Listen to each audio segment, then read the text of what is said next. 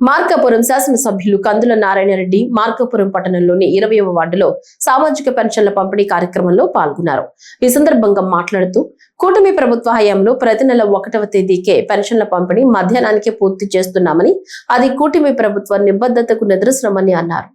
పరిపాలనా సౌలభ్యం కొరకు ప్రజలకి పరిపాలన మరింత చేరువ చేయాలన్న ఉద్దేశంతో వారి కష్టాలని తొలగించాలన్న సదుద్దేశంతో ఈ ప్రభుత్వం ఇచ్చినటువంటి ఆదేశానుసారం ఈరోజు ఈ యొక్క ప్రజావేదికను ఏర్పాటు చేయడం జరిగింది.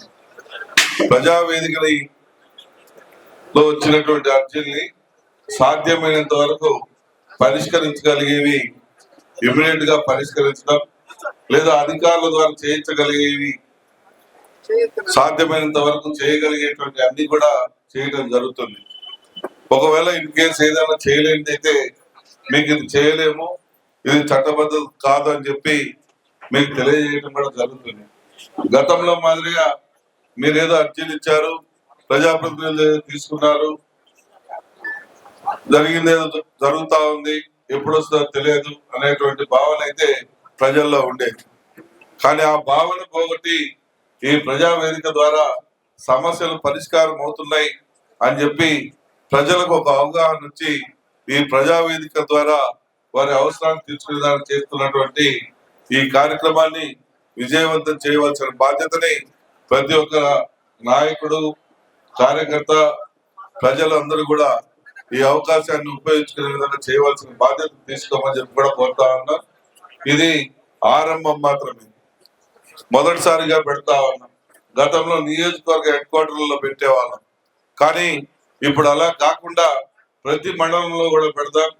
ఇక్కడ నుంచి నియోజకవర్గ హెడ్ క్వార్టర్ రావాలంటే వారికి కొద్దిగా ఇబ్బందులు ఉంటాయేమో అన్న ఉద్దేశంతో ఈ రకంగా ప్రతి మండలంలో కూడా పెట్టాలని చెప్పి నిర్ణయించుకున్నాం.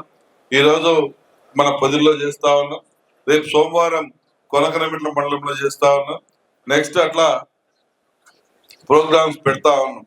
అంటే ఈ యొక్క ప్రజావేదికల ద్వారా ఈ ప్రజా దర్బార్ని సక్సెస్ చేసుకోవాల్సిందిగా ఈ ప్రజా దర్బార్ని ఉపయోగించుకొని ప్రజలు వాళ్ళ సమస్యల్ని సాధ్యమైనంత వరకు పూరించుకునే విధంగా ముందుండాలని చెప్పి మనసారా కోరుకుంటూ, త్వరలో మన ముఖ్యమంత్రి చంద్రబాబు నాయుడు గారి కార్యక్రమం మన నియోజకవర్గంలో ఉండొచ్చు. రేపు 4వ తారీఖు అని అంటున్నారు. 1 గంట సాయంత్రం లోపల మనకు క్లారిటీ వస్తుంది. వచ్చిన వెంటనే దాని మీద నాయకులు, కార్యకర్తలందరూ కూడా దాని మీద దృష్టి పెట్టి మన పబ్లిక్ మొబిలైజేషన్ అనేది